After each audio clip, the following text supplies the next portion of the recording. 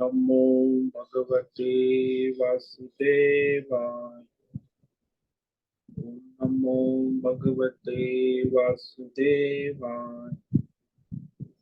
नमो भगवते वासुदेवाय। ओम नमो भगवते वासुदेवाय। ओम नमो भगवते वासुदेवाय। ओम नमो भगवते वासुदेवाय। ओम नमो भगवते वासुदेवाय। ओम नमो भगवते वासुदेवाय। ओम नमो भगवते वासुदेवाय।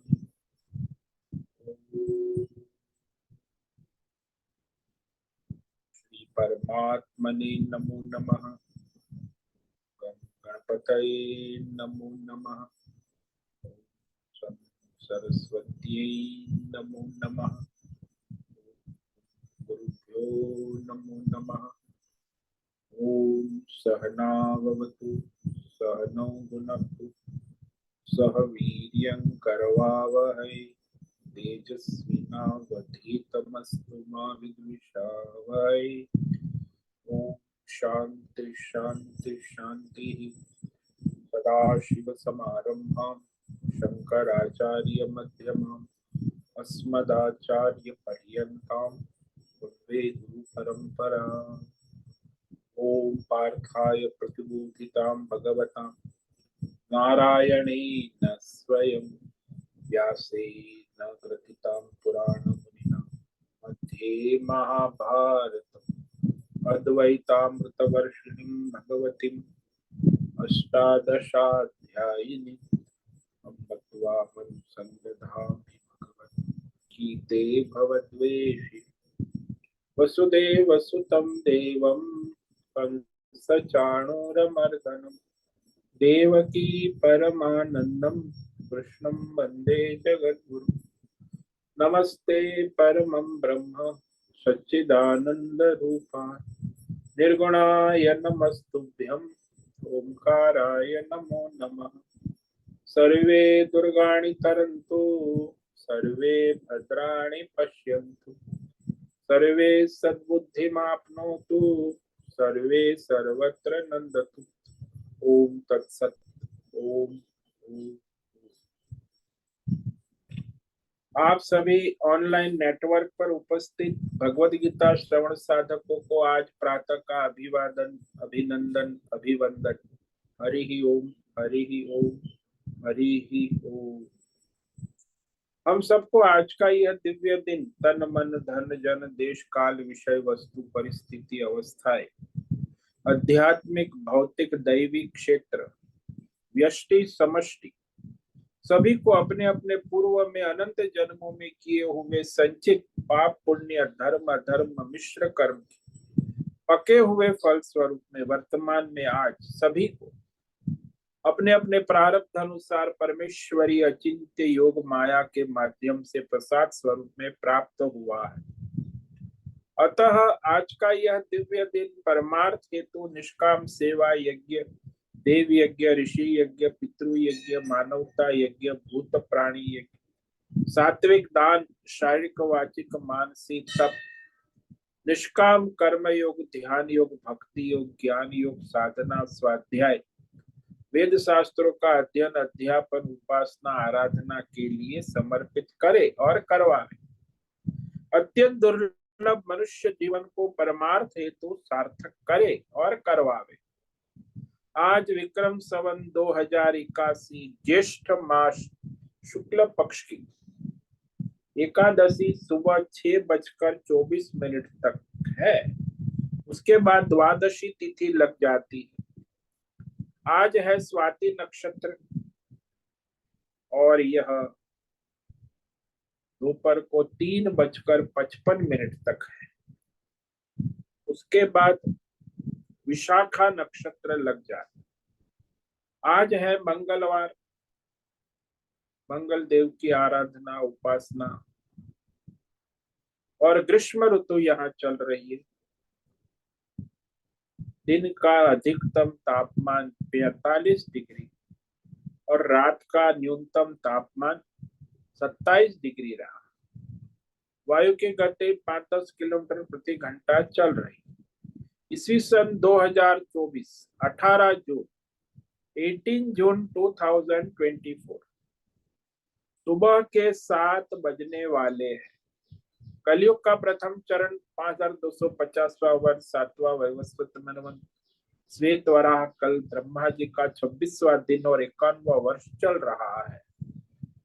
तो ऐसे अनंत कोटि ब्रह्मांडीय परमेश्वरी अचिंत्य योग माया में हमारा यह एक ब्रह्मांड, इस ब्रह्मांड में ये पृथ्वी लोक में समुद्र के ऊपर जम्बू द्वीप में विश्व का एकमात्र वैदिक राष्ट्र भारत में उत्तर हिमालय प्रांत में उत्तराखंड राज्य में टिहरी जिले में हिमालयन शिवालिक पर्वतमाला के अंतर्गत मणिकुट पर्वत के ऊपर नीलकंठ महादेव के सामने ऋषिकेश नगरी में मुनि की रेती प्रांत में शीशम जाड़ी अवधूतवाड़ा आश्रम के सी ब्लॉक के 5 नंबर कमरे से पहले माले से गंगा किनारे से हम स्वामी उत्तमानंद सरस्वती भगवत गीता के आचार्य शिष्य स्वामी चिन्मयानंद सरस्वती महाराज, चिन्मय मिशन, कैवल्याद्वैत वेद व्यास भगवत पाद शंकराचार्य की श्रृंगेरी संन्यास परंपरा से शिक्षित दीक्षित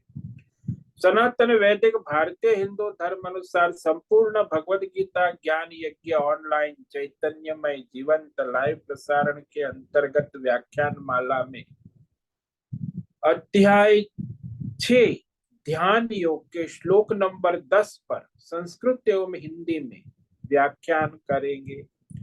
दिव्य पवित्र सरल व्यावहारिक सटीक पूर्ण वर्ण अक्षर पद वाक्य पंक्ति श्लोक अध्यायों की संगति संधि अन्वय शब्दार्थ वाक्यार्थ भावार्थ रस्यार्थ के यथार्थ तात्पर्य सहित वैदिक शास्त्र वेदव्यास साहित्य शंकर भाष्य एवं परंपरागत सन्यासी आचार्यों की टीका टिप्पणी सहित आज का यह भगवद गीता व्याख्यान करेंगे। कृपया आप सभी श्रद्धा भक्ति ध्यान से परिपूर्ण होकर के यह दिव्य श्रवण साधना करें। इसमें से कुछ ग्रहण करे, कुछ धारण करे, कुछ अपने जीवन में चरितार्थ करे और उसमें निरंतरता लाए। अपनी अपनी आध्यात्मिक भौतिक दैवी अशांति द्वंद्व मोह विक्षेपों से रहित होकर के अशास्त्रीय धार्मिक भ्रम भ्रांतियों से रहित होकर के अपने अपने शरीर इंद्रिय प्राण मन वचन कर्म से एक रूप एकाग्र होकर शुद्ध सात्विक सूक्ष्म भगवत विवेक बुद्धि करे। वेद शास्त्र एवं आचार्य परंपरा अनुसार विवेक करे और करवावे। पुनः पुनः इस व्याख्यान का श्रवण करे, मनन करे, चिंतन करे, लेखन करे, चर्चा विचारणा करे, प्रचार प्रसार करे, लिंक भेजे, ग्रुप में शेयर करे, अपना और सबका परम कल्याण करे। तो इस प्रकार हमने कल अध्याय 6 ध्यान योग के श्लोक नंबर 9 पर विचार किया था। उसमें भगवान ने सर्वश्रेष्ठ योगी के लक्षण बताए कि वह भगवत भाव में समबुद्धि रहता है, यानी भगवत बुद्धि उसकी निरंतर बनी रहती, सर्वत्र सदा सब में। तो संसार में 9 प्रकार के मनुष्य होते हैं, उनके साथ उसका व्यवहार तो होता है, तो उसमें भी वह भगवत बुद्धि उसकी बनी रहती। वो कैसे? वो कहा भगवान ने, सुरुन मित्रारुदासीनम मध्यस्थद्वेष्य बंधुषु साधुष्वपि च पापेषु समबुद्धिर्विशिष्यते। सुरुन यानी निरपेक्ष मित्र जो होता है, और मित्र जो अपेक्षा के सहित होता है, उदासीन जो उदासीन होता है दोनों पक्षों से, मध्यस्थ जो दोनों पक्षों का हित चाहता है, द्वेष्य जो पीठ के पीछे द्वेष करता है, सामने अच्छा व्यवहार करता है। बंधु, जो रक्त का संबंध है, तो स्वजन है, बंधु कहते हैं उसको, संबंधी। और साधु, साधु यानी धर्मात्मा, तो पुण्यात्मा है, धर्मात्मा है। और पापी, पापेशु अधर्मी, जो पापी है, निषिद्ध शास्त्र विरुद्ध अधर्म कर्म करता है, तो वह सब में समान भाव रखने वाला, यानी भगवत भाव रखने, वो किसी के भी दोष गुण का चिंतन नहीं करता। समबुद्धि, जैसे कोई डॉक्टर के पास जाता है तो डॉक्टर नहीं देखता है कि ये चोर है, डाकू है, धर्मात्मा है, अधर्मी है, मित्र है, शत्रु है, स्वजन है, कोई भी हो। डॉक्टर दर्दी के दर्द का इलाज करता है, वो ये नहीं देखता कि कौन मनुष्य है, कौन व्यक्ति है। वो दर्दी है, चाहे कोई भी हो, तो दर्दी को अपने दर्द का इलाज करता है। समबुद्धि, इसी को कहते समबुद्धि, यानी समान भाव से व्यवहार रखने वाला, कोई भेदभाव भेद भ्रम नहीं करता है। समबुद्धि का अर्थ यही होता है कि भाई संसार में कौन क्या है, क्या कर रहा है, क्यों कर रहा है, किस लिए, ये सब चर्चा विचारना विचार वो नहीं करता।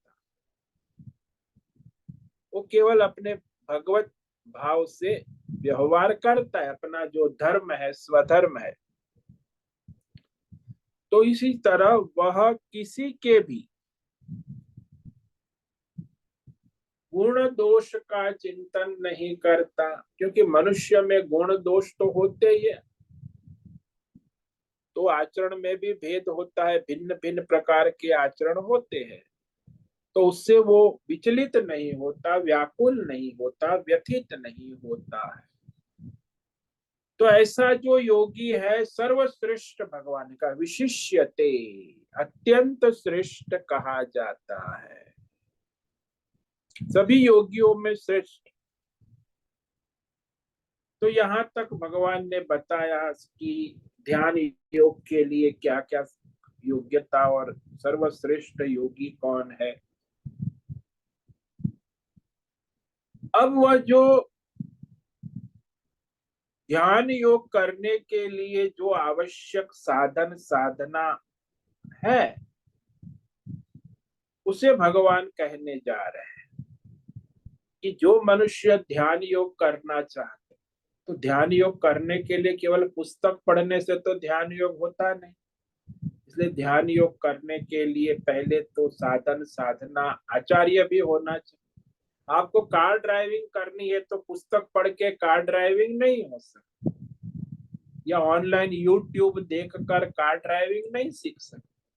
वो ड्राइविंग स्कूल में जाना होगा, पहले वो थियोरिटिकल कार की सब सिस्टम समझाएगा, ट्रैफिक आरटीओ नियम समझाएगा, उसके बाद वो कार में बैठेगा आपके बाजू में, और वो फिर उसको स्टीयरिंग पे बिठा के फिर वो लर्निंग कार, भाई कार के पीछे भी लिखा कि सीख रहा है, ये गाड़ी चलाना सीख रहा है, लर्निंग।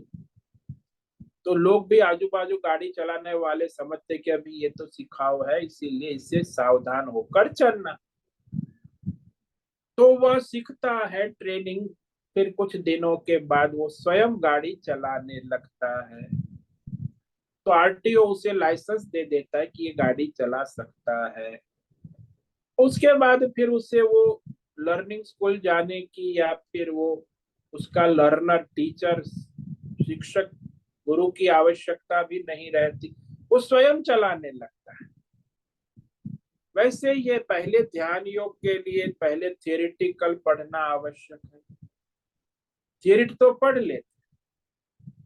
कल ही एक ब्रह्मचारी ने मुझे कहा कि मैं थियोरिटिकल तो स्वामी जी ध्यान योग जानते, लेकिन प्रैक्टिकल कौन कराएगा? क्या आपके ध्यान में कोई ऋषिकेश में है कि जो ध्यान योगी प्रैक्टिकल प्रवचन करने वाले तो बहुत है ऑनलाइन पर, लेकिन प्रैक्टिकल ध्यान योग सिखाने वाला कोई है? तो ध्यान योग की विधि होती है, यहाँ आश्रम है वहां ध्यान योग सिखाते, तो आना पड़ता है, वहां सीखना पड़ता है, प्रैक्टिकल व्यवहार। तो पहले तो जानना आवश्यक है। तो भगवान जो यहाँ मार्गदर्शन दे रहे हैं वो करने से स्वयं नहीं कर सकते, उसके लिए आचार्य गुरु की सहायता और मार्गदर्शन में सीखना पड़ता है।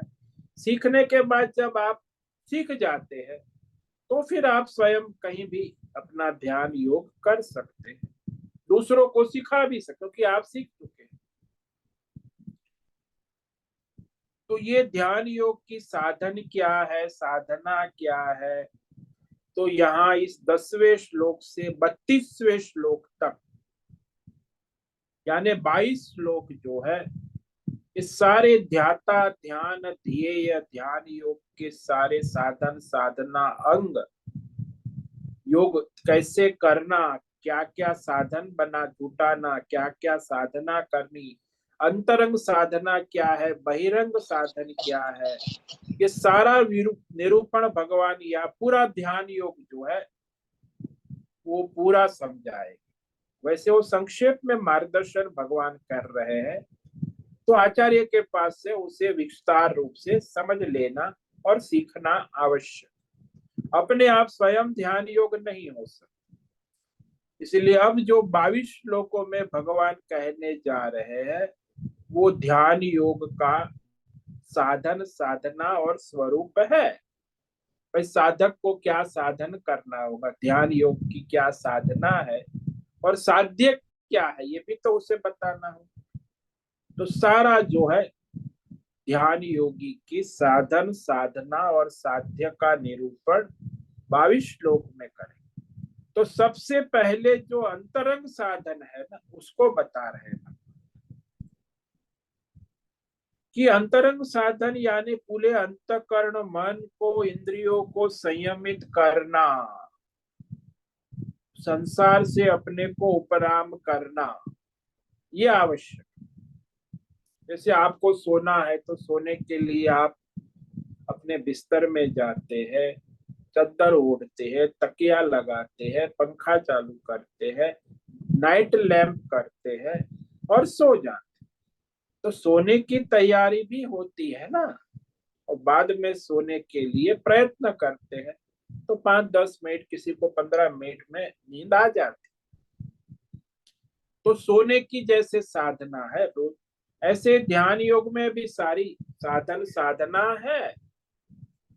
वो क्या है, वो अब भगवान कह रहे श्लोक नंबर 10 से, ये है भीतर की तैयारियां।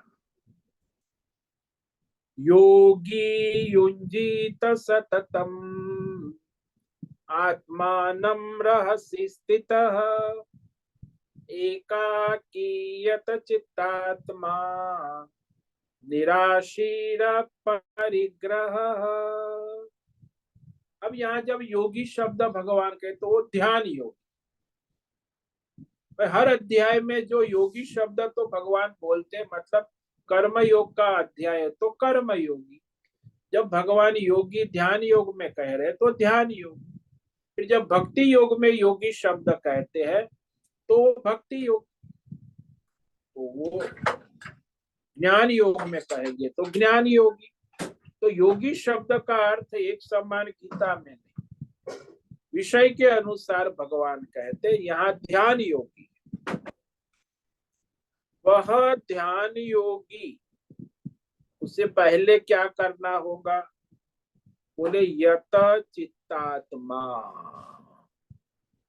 यानी अपने इस 24 तत्व जो है पंच महाभूत, पंच महाभूतात्मक शरीर, पंच महाभूतात्मक संसार और अपनी 5 ज्ञानेन्द्रिय, 5 कर्मेंद्रिय, मन बुद्धि चित्त और अहंकार को वश में करना होगा, काबू में करना।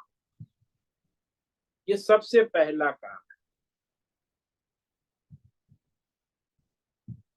यत चित्तात्मा, इंद्रिय सहित शरीर को संयम नियम धर्म के अनुसार शास्त्र के अनुसार यानी सात्विक करना होगा, शुद्ध करना होगा, सूक्ष्म करना होगा। ये है पहला। दूसरा है निराश, किसी भी प्रकार की भौतिक आध्यात्मिक दैवी कामना वासना से रहित, किसी प्रकार की केवल एक ही परमार्थ कामना होनी चाहिए कि मेरा परमार्थ ध्यान योग। अब कई परमार्थ भी करना है, फिर भौतिक कामना आध्यात्मिक दैवी अनेक प्रकार की, तो फिर वो परमार्थ ध्यान क्या करेगा?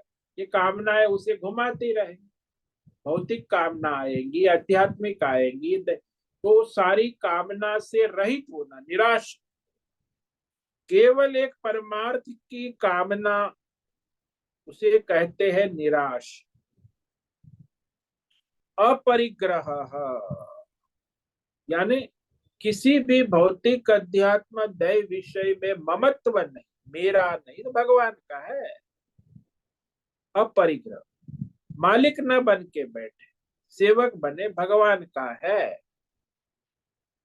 वस्तु आपकी है, मालिक बनना ये अशांति का कारण है, और सेवक ट्रस्टी बनना वो शांति का कारण है। इसीलिए जो कुछ भी भगवान ने प्रारब्ध से दिया है उसमें ममत्व ना रखे कि ये भगवान का है, और ये विवेक आवश्यक होना है कि ये जो सब है वो मेरे लिए नहीं है, सबके लिए है। तन मन धन जन मेरा नहीं, सबका है, और उसका विवेक उपयोग करे। संग्रह रहित होना आवश्यक, आवश्यकता से अधिक कोई विषयों का संग्रह ना करे। और चौथा जो साधन बता रहे हैं वो है एकाकी। एकाकी यानी अकेला, वहां कोई मित्र मंडल पत्नी बच्चे स्वजन के साथ आप ध्यान योग में नहीं जा सकते। तो ये सब परिवार स्वजन से रहित, वैसे स्थान भी वहां होना चाहिए जहां निर्जन स्थान, एकाकी आप रहो। तो जनहीन, स्वजन से रहित, अकेला एकांत स्थान में स्थित होकर, एकाकी रहसी स्थित। फिर एकांत स्थान में स्थित रहकर क्या करें? जीवात्मा को परमात्मा के चिंतन में ध्यान में लगावे। आत्मानम सततम युंजीत, जीवात्मा को परमात्मा में निरंतर युंजित यानी ध्यान में लगावे, तो निरंतर लगाने का प्रयास करें। अब ये जो सारे साधन बताए, 4 साधन बताए इसमें ध्यान योग के लिए, ध्यान योग अभ्यास करना है तो साधक को ये पहले तो सभी इंद्रिय और मन का 24 तत्वों का संयम करना, नियमन करना धर्म के अनुसार। फिर भौतिक अध्यात्म दैव विषय या कामना तृष्णा से रहित होना, और विषयों का संग्रह ममत्व रहित होकर, ये जो मनुष्य एकांत में किसी की भी सहायता न लेते हुए एकांत में रहते हुए वह ध्यान योग की साधना करे। अभी यहाँ जो भगवान बातें बताने जा रहे हैं, श्लोक नंबर 10 से लेके 22 तक, ये केवल सुनने सुनाने की गपशप करने की बातें नहीं, ये सारी जो श्लोक भगवान कहने जा रहे वो समझना अच्छी बात है, सुनना अच्छी बात, लेकिन करने के लिए है साधना, वो भी आचार्य मार्गदर्शन में ध्यान योग वास्तविक साधना करने योग्य है।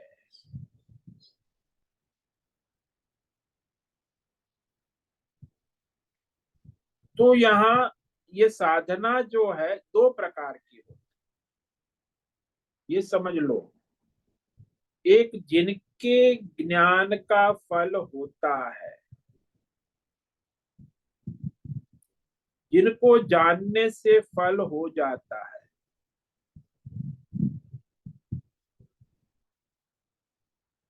तो दो प्रकार हो गया। जिनके ज्ञान का फल होता है एक, और जिनको जानने से ही फल हो जाता है। करना कुछ नहीं पड़ता। जैसे वेद शास्त्र धर्म में कहा है कि झूठ मत बोलो, झूठ बोले कौवा काटे, काले कौवे से डरियो, यानी धर्म है, शास्त्र है। झूठ मत बोलो, सारी दुनिया जान।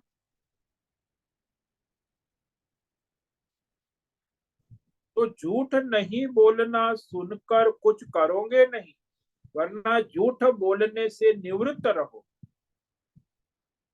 आपने समझ लिया कि झूठ बोलना अधर्म है, पाप, ताकि तुमको झूठ का पाप न लगे, अधर्म ना हो। अधर्म का ज्ञान हमको अधर्म से बचाने के, अधर्म करने के लिए नहीं, केवल जानना है कि ये अधर्म है बस, और उसे अपने को बचाना है। अधर्म के ज्ञान से कुछ करना नहीं। कई धर्म की बातें हैं जिन्हें जानने मात्र से कोई लाभ नहीं। तो अधर्म में ये हो गया कि अधर्म की बातें जानने के बाद अधर्म करने का कोई प्रयोजन रहता नहीं। लेकिन धर्म की बातें जानने के बाद केवल जानने मात्र से कोई लाभ नहीं होता। जैसे स्वर्ग जाना है तो ज्योतिषोम यज्ञ करके स्वर्ग जाते हैं। तो जान लिया, पूरा ज्योतिषोम यज्ञ की किताब, प्रैक्टिकल क्लास सब पढ़ लिया, विधि विधान जान लिया, तो जानने का कुछ फल नहीं होगा। धर्म जान लिया, ज्योतिषोम यज्ञ कैसे करना है पूरा जान लिया, स्वर्ग मिलेगा ये भी जान लिया। जानने मात्र से कोई स्वर्ग फल नहीं मिलेगा। तो धर्म शास्त्र को जानकर कुछ धर्म कर्म करना आवश्यक है। यदि धर्म कर्म नहीं करोगे तो धर्म का कुछ भी फल नहीं मिलेगा। तो देखो, अधर्म को जानने से कुछ करने की आवश्यकता है, और धर्म को जानने से करना आवश्यक है। ये दोनों में फर्क है। धर्म के अनुसार करना, शास्त्र के अनुसार, और ये धर्म अधर्म से भी निराला है, वो है परमात्मा तत्व ज्ञान। उसमें तो परमात्मा तत्व ज्ञान जानने मात्र से ही मोक्ष होता है। उसमें न कुछ करना है, न करना भी नहीं है, और करना भी। अधर्म में तो न करना है, धर्म में करना है, लेकिन परमार्थ ज्ञान में न कुछ न करना है न करना, यानी ज्ञान मात्र से ही मोक्ष होता है। अब वो परमात्मा का ज्ञान सिद्ध करने के लिए पहले तो अधर्म से अपने को बचाना होगा, धर्म करना होगा। तो जो व्यवहार का विषय है भौतिक अध्यात्म दैव, वो सारा व्यवहारिक विषय का निवारण करना है। उसके लिए साधना करना आवश्यक। कैसे निवारण करोगे? परमात्मा के ज्ञान से अज्ञान निवृत्त हो जाता है। तो परमात्मा को जानने से अपने आत्म स्वरूप परमार्थ स्वरूप का अज्ञान निवृत्त हो जाता है। इसलिए हम जीवात्मा है, ये अज्ञान निवृत्त हो गया तो फिर परमात्मा स्वरूप हूं ऐसा ज्ञान जिसको हो गया कि सब परमात्मा है, तो उसका मोक्ष हो गया। तो सब परमात्मा है ऐसा जानकर कुछ करना नहीं पड़ता। तो इस प्रकार यह परमार्थ ज्ञान में नेति नेति कहते कि भाई तुम देखो, ये जीव नहीं हो, तुम जगत के नहीं हो, तुम परमात्मा स्वरूप हो। तो आप कहते हो मैं देवदत्त हूं, तो देवदत्त शरीर है, भौतिक शरीर है, और मैं सूक्ष्म शरीर है। तो मैं देवदत्त हूं, स्थूल और सूक्ष्म शरीर का निराकरण कर दो, केवल हूं परमात्मा स्वरूप है। लेकिन ये दो पर्दे लगे हैं ना, स्थूल शरीर, भौतिक शरीर और सूक्ष्म शरीर। ये पर्दे हटाने के लिए फिर कर्म योग, ध्यान योग, साधना करनी है। मैं हूं, उसमें हूं के लिए कोई साधना नहीं। लेकिन ये जो मैं देवदत्त हूं, ये स्थूल शरीर की उपाधि, सूक्ष्म शरीर की उपाधि का निराकरण करने के लिए कर्म योग, ध्यान योग, भक्ति योग, साधना आवश्यक। तो वो आवरण हटेगा अज्ञान का, तो हूं परमात्मा स्वरूप हूं इसका ज्ञान होता है। लेकिन वो पहले तो अधर्म से निकलना होगा, फिर धर्मात्मा होगा, धर्मात्मा है फिर कर्म योग, ध्यान योग, भक्ति योग से फिर ज्ञान योग तक पहुंचे। अब कहता है मुझे परमात्मा को प्राप्त करना है और झूठ बोल। मनुष्य 90% संसार में झूठ बोलते हैं। देश काल, झूठ बहुत स्तर का होता है, देश का, काल का, विषय का, वस्तु का, व्यक्ति का, परिस्थिति का, शास्त्र का, धर्म का, अनेक प्रकार के झूठ चलते। ये जो मीडिया, इंटरनेट, मोबाइल, 90% झूठ और बकवास चलते। वो अज्ञान जन्य है ना, शास्त्र प्रमाणित नहीं। मीडिया वाले छापते रहते, इंटरनेट मोबाइल में चलता रहता है। तो ये सारा झूठ बोलना हितकर है, ऐसा भी प्रचार होता है कि सीरियलें चलती है, मीडिया वाले है कि मानव समाज में एक बहुत बड़ा भ्रम है कि ये झूठ बोलने से फायदा होता है, लाभ होता है, हितकारी है, कल्याणकारी। ये बहुत बड़ा भ्रम है, अज्ञान जन्य भ्रम, मानव समाज का सबसे बड़ा भ्रम कि झूठ बोलने से लाभ होता है, हितकारी है, कल्याण होता है, फायदा होता है। बनिए लोग भी झूठ बोलेंगे नहीं तो कैसे चलेगा। अब शास्त्रों में, धर्मों में, ईश्वर ने, समाज ने, सरकार ने, संविधान ने, सबने झूठ बोलना निषेध कहा। कोर्ट में जाता है, कोर्ट में सबसे ज्यादा झूठ चलता है, लेकिन वहां भगवद गीता पर हाथ रखकर बोलता है कि मैं जो भी कहूंगा सत्य कहूंगा, सत्य के सिवा कुछ नहीं कहूंगा। लेकिन जो कहता है वो सब झूठ ही चलता है। कोर्ट में, अदालत में ऐसा क्यों होता है? संकल्प प्रतिज्ञा लेने के बाद भी झूठ बोलता है। तो ये सारा अज्ञान जन्य मानव जात का भ्रम है।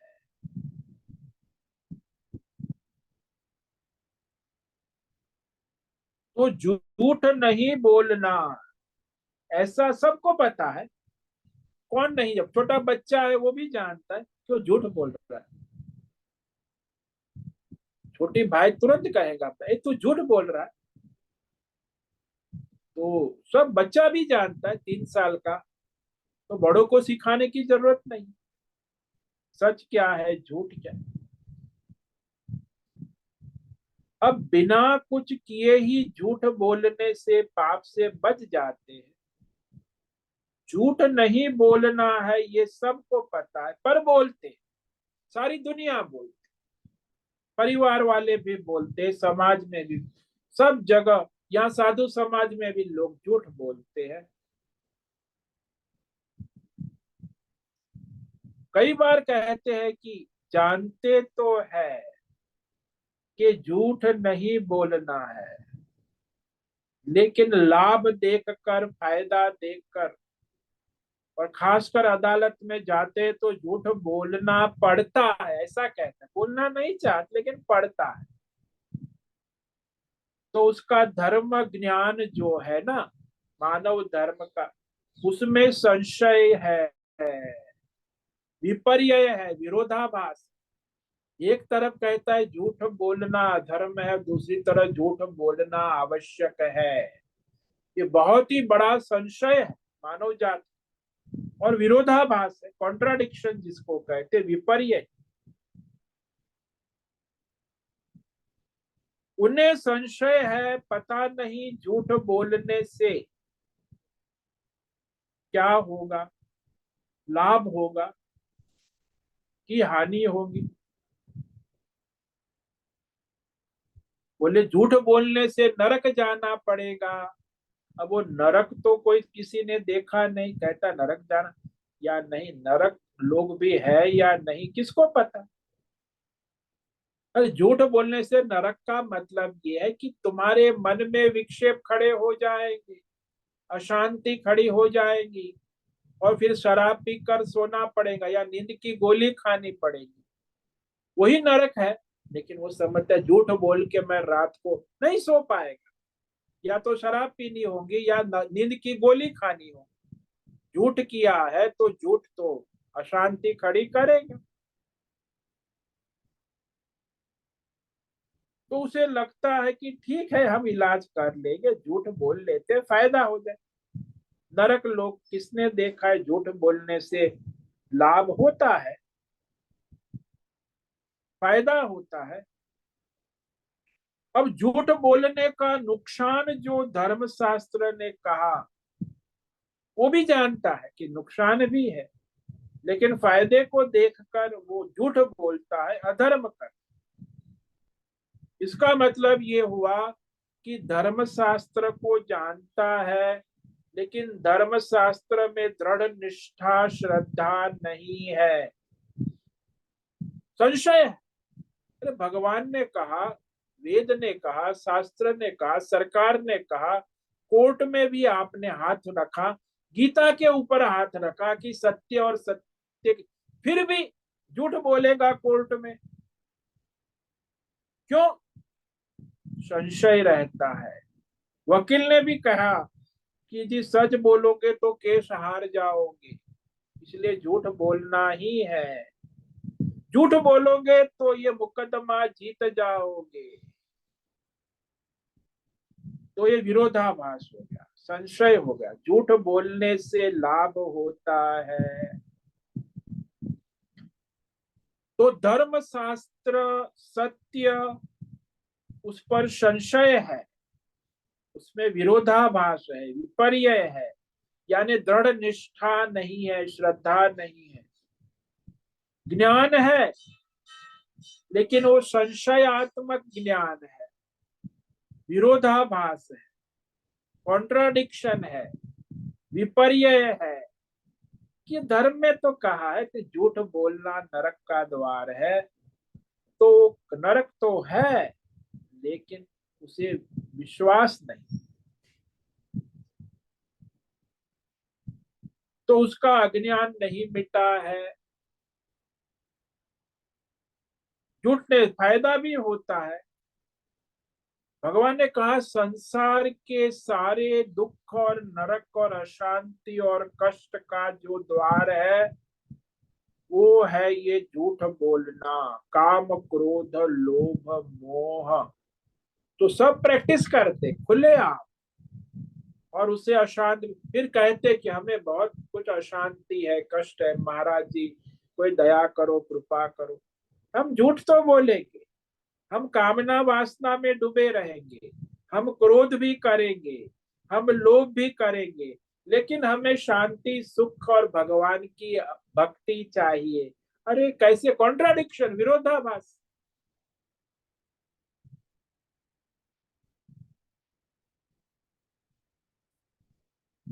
कहते हैं हम अंधेरे में कमरे में बैठे, हमें प्रकाश चाहिए। तो लाइट चालू कर, नहीं लाइट चालू नहीं करेंगे, अंधेरे में बैठे हमें प्रकाश चाहिए। तो भाई ये कॉन्ट्राडिक्शन। हम अधर्म करेंगे, काम करो तो लोभ में डूबे रहेंगे, झूठ बोलेंगे और हमें सुख शांति चाहिए। बोले कामना के बिना कुछ हो ही नहीं सकता, कामना के बिना कैसे होगा? और फिर यदि गुस्सा नहीं करेंगे तो कामना कैसे हो? गुस्सा नहीं करेंगे तो काम कैसे होगा? भाई कर्मचारी है, उसको गुस्सा करना, गाली गलौज देना, ठोकना, दो चार थप्पड़ मारना, हिंसा करना, तब तो कर्मचारी काम करते हैं ना।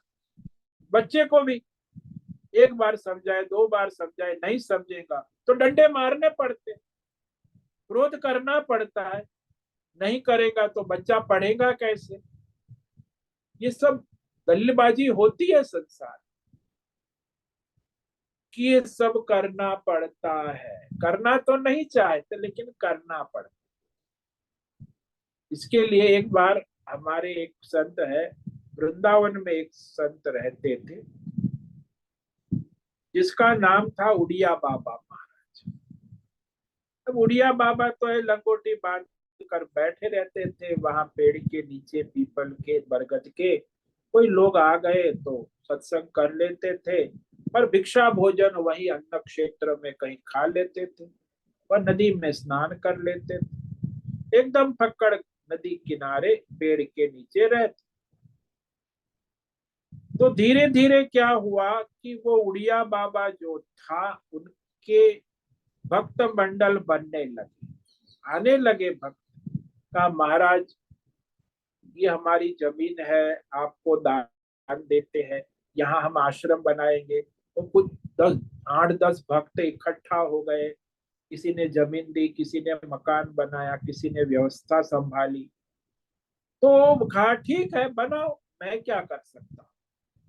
तो उनके नाम से आश्रम बना, जमीन व्यवस्था करने लगे।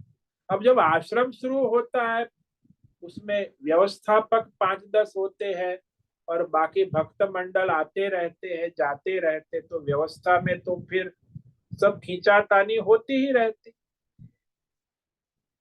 तो आश्रम व्यवस्था करते थे तो कई बार वो व्यवस्थापक लोग शिकायत लेकर आते थे कि ये भक्त हमारी बात नहीं मानता, आश्रम की व्यवस्था बिगाड़ रहा है। तो महाराज जी के पास शिकायत आती, तो वह उस भक्त को बुलाकर कहते थे, समझाते थे कि भाई ऐसा मत करो। तो कोई भक्त मानता था, कोई नहीं मानता। ऐसा थोड़ी कि सब मानते महाराज की बात भी। तो व्यवस्थापक को लगा कि महाराज तो केवल कहने मात्र से कहते, धीरे धीरे पता लगा कि महाराज खाली कह देते हैं, कुछ करते नहीं। करते नहीं है मतलब उसे डांटना, फटकारना, गाली गलौज करना, गुस्सा करना, ऐसा कुछ नहीं करते।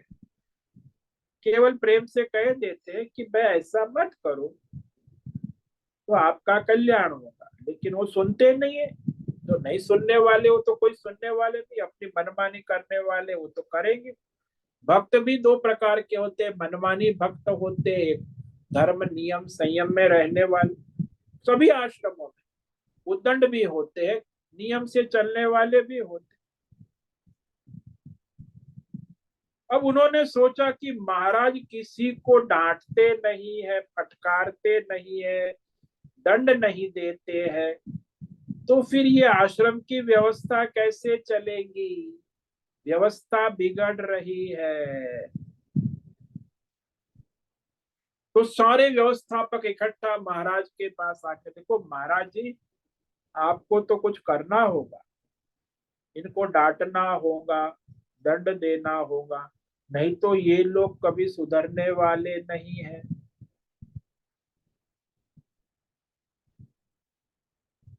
तो ऐसे खाली कहने से समझाने से कुछ काम नहीं होता है, डांटना, फटकारना, दंड देना, डंडे लगाना। तो सारे व्यवस्थापकों की बात सुनकर महात्मा ने कहा कि अच्छा अच्छा, आप सब व्यवस्था का मंडल ये मुझे सिखा रहे हो कि मैं क्रोध करूं, हिंसा करूं और फिर मेरी साधना को भ्रष्ट करूं। अरे, मैं साधु बना हूं क्या ये क्रोध करने के लिए, हिंसा करने? ये तो क्रोध को तो नरक का द्वार कहा, हिंसा को नरक का द्वार कहा, लोभ को नरक का द्वार। तो मैं किसी को सुधारने का धंधा लेके नहीं बैठा हूं, न किसी को बिगाड़ने का धंधा लेके बैठा हूं। मेरा काम तो परमार्थ करना है। मैं अपने परमार्थ को बिगाड़ने के लिए तैयार नहीं हूं। यदि आपको व्यवस्था नहीं हो रही है तो मैं वो बरगद के पेड़ के नीचे जाके बैठ जाऊंगा और आप आश्रम की व्यवस्था बंद कर दो, अपने अपने घर चले जाओ। ये सब व्यवस्था झंझट आपको लगती है, लेकिन मैं कुछ इसमें हिंसा, दंड या क्रोध नहीं कर सकता हूं। तो इस प्रकार समझना चाहे मनुष्य को कि ये सब करना पड़ता है। क्यों? क्योंकि कामना है, वासना है, लोभ है, तब ये सब करना। और साधु है लंगोटी बांध के, उससे क्या है, करना आवश्यक है नहीं। वो तो परमार्थ करेगा ना। और जिसको परमार्थ नहीं करना है, धर्म भी नहीं करना है, वो सब करेगा, गाली गलौज करेगा, गुस्सा करेगा, डांटेगा, हिंसा करेगा, तो उसका धर्म भी गया, वो तो अधर्म में डूब गया। तो अशांति उसको भी होगी और उसके जो लोग हैं वो भी सब परेशान, अशांत हो जाएंगे। एक समय उसका सारा काम धंधा ठप हो जाएगा। तो बर्बादी का मार्ग। तो जिससे परमार्थ विवेक ज्ञान है, वह जानता है कि ये काम, क्रोध, लोभ, मोह, ये सारे मेरे परमार्थ में बाधा उत्पन्न करने वाले और ये दुखी देते हैं। संसार में भले लोग कहते हैं कि कामना से सुख देंगे, नहीं। काम, क्रोध, लोभ, मोह ये दुख के द्वार है, कष्ट के द्वार है, नरक के द्वार है, अशांति के द्वार है, भय के द्वार है। लेकिन मनुष्य समझता है कि इसमें से हमें मिल जाएगा, कभी कभी न। कुछ नहीं, भ्रम है, अज्ञान भ्रम है, बहुत बड़ा भ्रम है। हमेशा दुख देता है, कष्ट देता है, फिर भी वो काम, क्रोध, लोभ, मोह को छोड़ने को तैयार नहीं है। इसका कारण ये हुआ कि संशय है, धर्म के विषय में विरोधाभास है, कॉन्ट्राडिक्शन। लोभ के विषय में लोभ नहीं करेंगे तो फिर व्यवसाय कैसे आगे बढ़ेगा? ये भी लोग कहते हैं। लोभ करेंगे तब तो हमारा व्यवसाय आगे बढ़ेगा, व्यवस्था कैसे होगी? ये सब भ्रम है, अज्ञान, भ्रांति है, लेकिन लोग उसी को करते हैं। तो धर्म अधर्म का ये मिलावटीपन जो है ना, इसे भ्रम कहते हैं, अज्ञान, भ्रांति कहते हैं, अविवेक कहते हैं, बुद्धि की भ्रष्टता कहते हैं, बुद्धि का दिवालियापन कहते हैं। कि अधर्म करना और धर्म का लाभ मिले, फल मिले, ये कैसे होगा? भाई, बबूल को मुझे बोना है, बबूल का पेड़ बोऊंगा और आम के फल लेऊंगा, ऐसा आपका आग्रह कैसे चलेगा? तो बबूल का पेड़ है तो बबूल के कांटे आएंगे, कांटे खाओ। और आम का पेड़ बोओगे तो आम आएंगे, आम खाओ। नहीं, आम का पेड़ हम नहीं बोए, हम अधर्म का पेड़ बोएंगे, हमें धर्म का फल मिलना चाहिए, सुख शांति। अरे कहाँ से मिलेगी?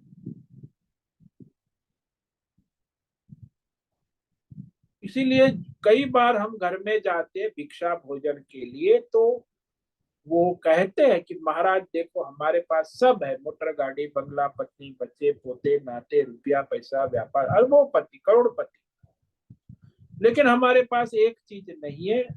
वो क्या है? अशांति। शांति नाम की चीज किसी को ने सब। हो हल्ला, गुस्सा भी सबको बहुत है, कामना भी सबको बहुत है, लोभ भी सबको बहुत है। काम क्रोध लोभ मोह की लड़ाई घर में चलती रहे, वो तो वाला चलेंगी। वो रुपये पैसे से काम क्रोध लोभ थोड़ी जाएगा। तो अशांति तो रहेंगी जब तक काम क्रोध लोभ मोह सूक्ष्म रूप से आप में है। उसके लिए धर्म करो, परमार्थ करो, वो तो करना नहीं। और शांति चाहते हो, कैसे संभव है?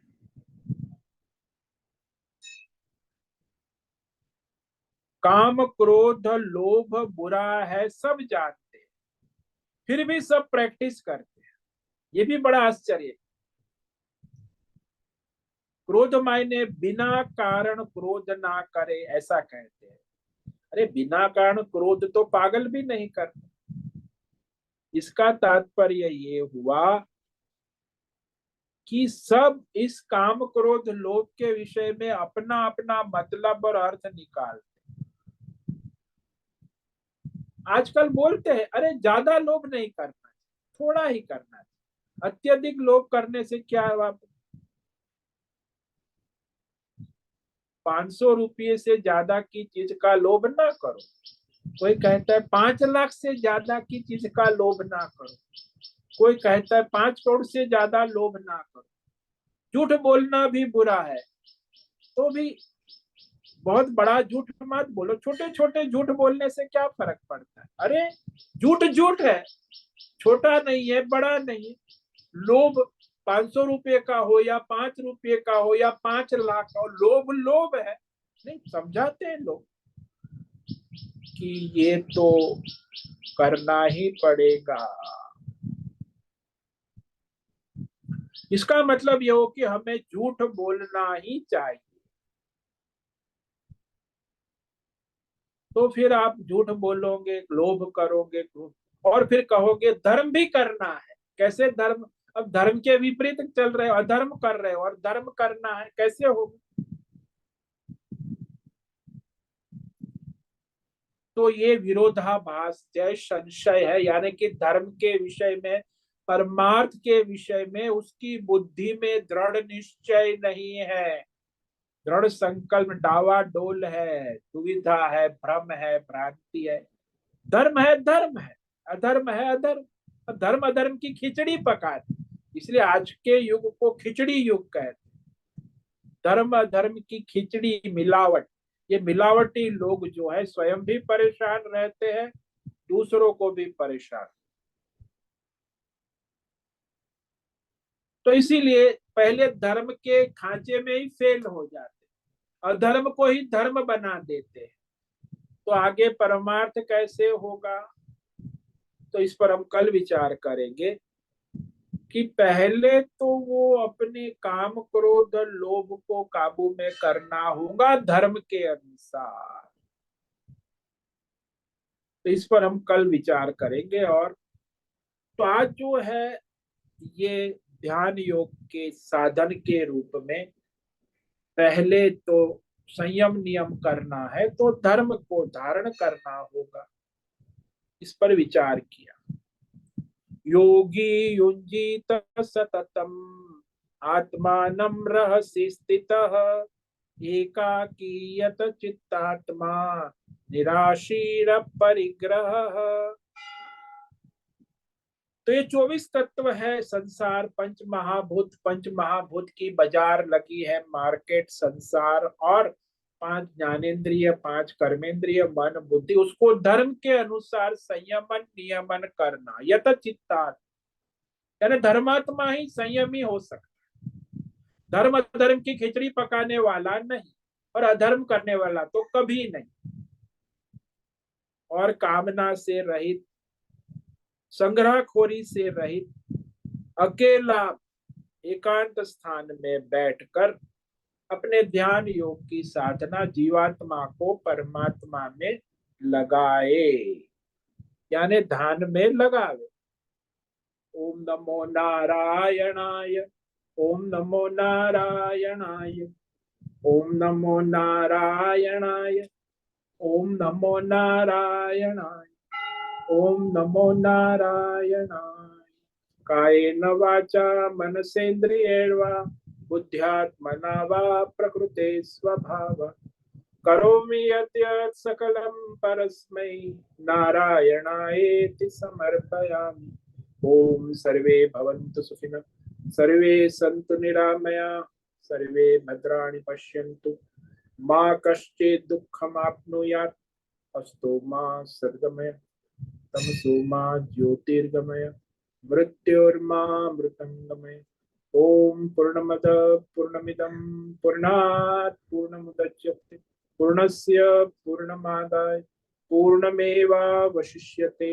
ओम शांति शांति शांति। शंकरं शंकराचार्यं केशवं बादरायणं सूत्र भाष्य कृतौ वंदे भगवन्तौ पुनः पुनः। ईश्वरो गुरुरात्मेति मूर्ति भेद विभागिनि व्योमवद्व्याप्त देहाय दक्षिणामूर्तये नमो नमः। ओम गुं गुरुभ्यो नमो नमः। ओम तत्सत् ब्रह्मार्पणमस्तु। ओम ओम ओम।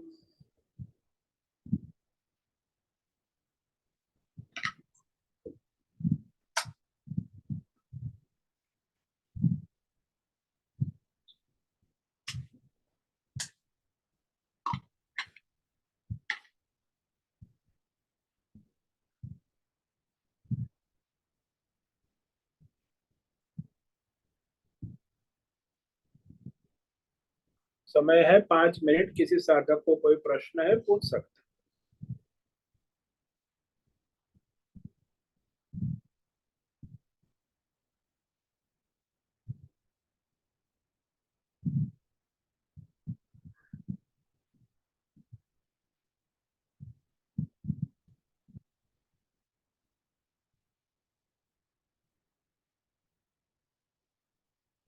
हरिओम हरिओम हरिओम स्वामी जी।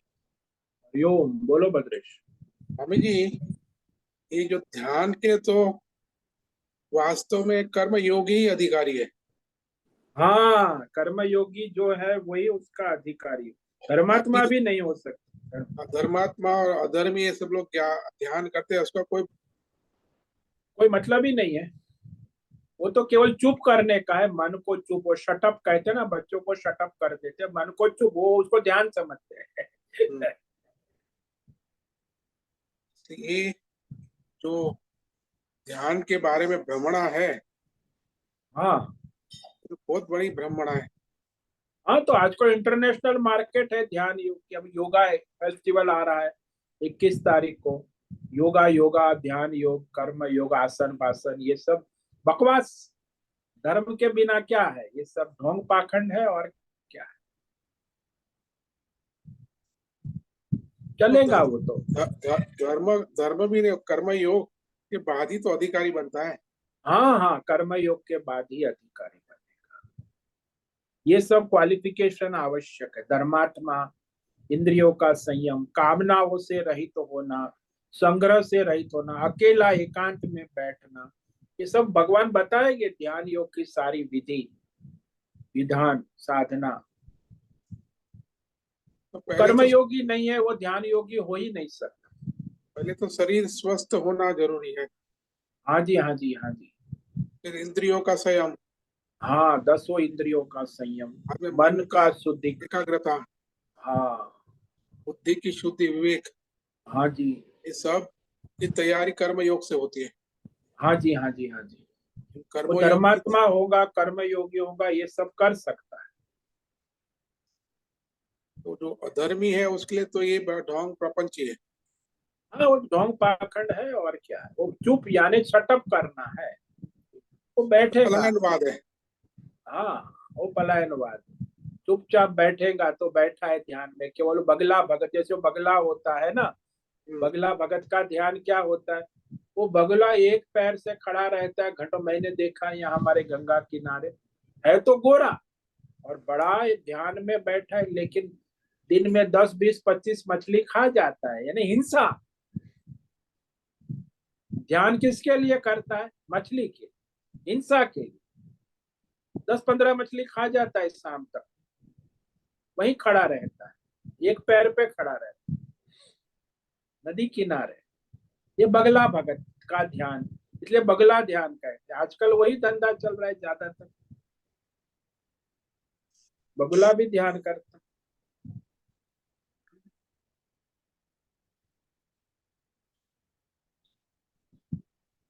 तो योग्यता क्रम, बनानी आवश्यक। हाँ एक क्रम से योग्यता बनाना आवश्यक है।